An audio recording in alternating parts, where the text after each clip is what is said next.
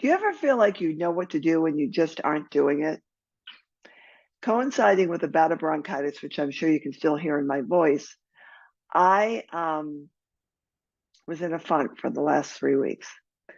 And instead of consulting a list that I have in my office that I wrote and that I teach of 12 happiness hacks, I consulted my mind, which is a terrible, terrible place to hang out in. I can tell you definitively, this wasn't working at all. Here's where I went wrong. Number one, I focused on the problem instead of the solutions. Remember, you get more of what you focus on. So when you focus on the problem, it just brings more of that. But when you look for solutions, they come to you. They just appear to you all around. And I'll give you an example. My husband suggested 3 times, maybe more, a cough medicine that I should be taking. And I resisted. And I finally, just to really tell him to stop talking to me, I took it. And you know what? He was right. It worked. Don't tell him. Oh. Number two, I did not feed my mind more of what I wanted. This is a cardinal sin for me.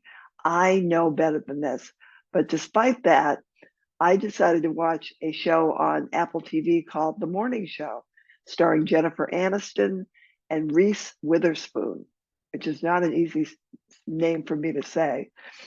Anyhow, it's really, really good. I mean, really good, which is a problem because I wanted to watch more of it, but the topic matters are often hard to look at, and it's full of a lot of really negative drama.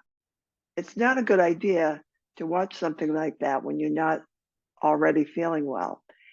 Not only that, but I binge watched it because I didn't feel well. Big surprise there. I binge watched it and I was constantly feeding myself negative drama. The more I watched, the worse I felt. Kind of like the more I coughed, the more I coughed. But I had no control over the cough. I had complete control over whether I watched that TV show or not. And I watched it anyhow. Ted Lasso would have been a much better choice. Something light, something fun. I love Ted Lasso. I need to pick up the tools. How about you? There's also a video of each of these 12 steps on my YouTube channel. I would have been much better off binge watching my own YouTube channel than watching the morning show when I was already not feeling well. Better alternatives. And yet I ignored them and I spent 3 weeks of needless suffering because of it. Sure, I did have a racking cough and I didn't feel great, but I didn't feel terrible. I wasn't running a fever, for example. I wasn't that sick. And yet I used my mind to make me feel worse so that I could justify binge watching something that was full of negative drama. We've all done some version of that. It could have been worse. I could have also been watching the evening news. Oh, wait, I was. Oh, this is so embarrassing. Listen, it happens.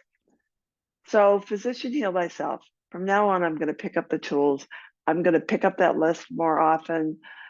I'm going to have it displayed prominently, and I'm going to continue to talk to you about it because when I talk to you, I'm talking to myself. I mean, really, that's the truth. If you want to learn something, teach it to others.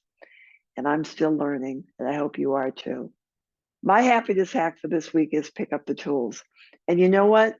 You'll pick up one tool, it might not work. You may need to try others, but they're out there. And you don't need to needlessly suffer if you just pick up the tools. So that's this week's happiness hack. Remember, you deserve to be happy, and it is possible. Bye for now.